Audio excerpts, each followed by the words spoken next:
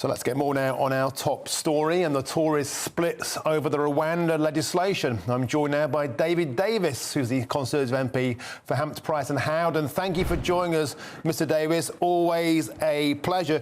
It seems we have some echoes of Brexit all over again here. Marc Francois, the European Research Group, saying this bill is not fit for purpose. Our political editor, Christopher Hope, said a moment ago he spoke to some MPs and the whips are wetting themselves, he said, about how this vote is going to go ahead on this bill. Do you think this bill now, Mr Davis, is fatally flawed? It's a dead duck?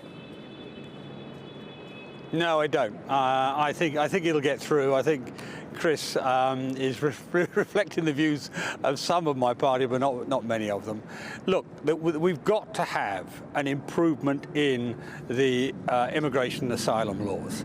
A year ago, when the Prime Minister took a grip of the Albanian issue, we were approving 55% of Albanian applications for asylum. Albania is not an unsafe country, so the law was bonkers at that point.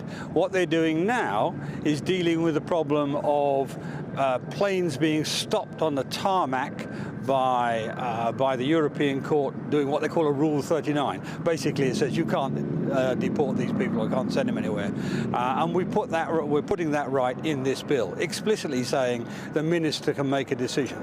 We're also taking away a number of other powers which allow the European Court to stop movement of people to Rwanda, and we're also putting in place a new treaty so that you can't say Rwanda's unsafe. But what we're still having, and what people like Mark are worried about, is people still have the right to say individually, I've got a problem. I've got deep vein thrombosis. I've got serious cancer. I'm in the 8th month of pregnancy. Proper reasons for not going to Rwanda. Or even they've got the wrong person. You know, I'm David Davis. Just imagine if they wanted to send me and instead sent the Welsh Secretary, David Davies. That sort of mistake does happen.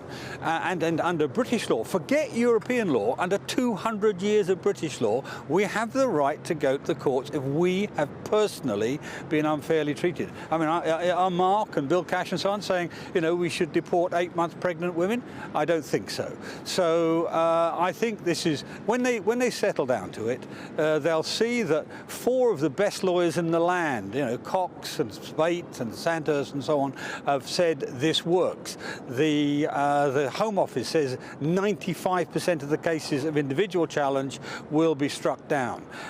So, you know, this will work, and that will allow us to send people to Rwanda whilst we deal with their cases. That's after all what we tried to do in the first place. And if Mark and his colleagues manage to defeat it, I don't think they will, but if they manage to defeat it, what else we got? There's nothing else standing in its stead. We won't get it through, and if they change it to make it more fierce and basically take us out the European Convention on Human Rights, the Good Friday Agreement collapses, and then Brexit starts to come apart because the TCA will fall. So this is as far as we can go, and it will work. But Mr Davis, if you recall, Theresa May's first Brexit bill was so destined to fail, it was pulled out and amended completely before being put back to the Chamber. Is that not a sensible thing to do? In this instance, it's not just the right of the party who aren't happy with this. The One Nation Conservatives say it's too hardline.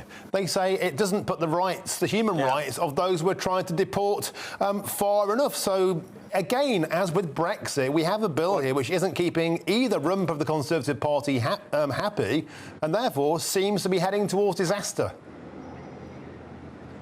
Two things on that.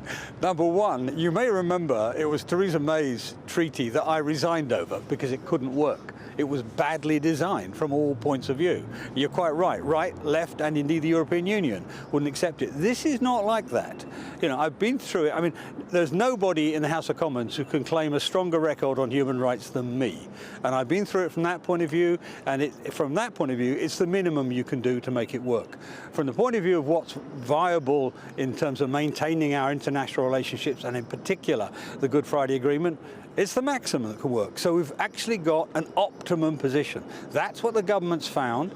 They've got the very best lawyers to go through it. I know the Star Chamber Committee have been through it, but frankly, we've got really, really good lawyers to have gone through it, and I believe them. I think they're right, and that's why I'm encouraging all my colleagues to vote for it tomorrow. Okay, David Davis, thank you for joining us on GB News. I admire your optimism.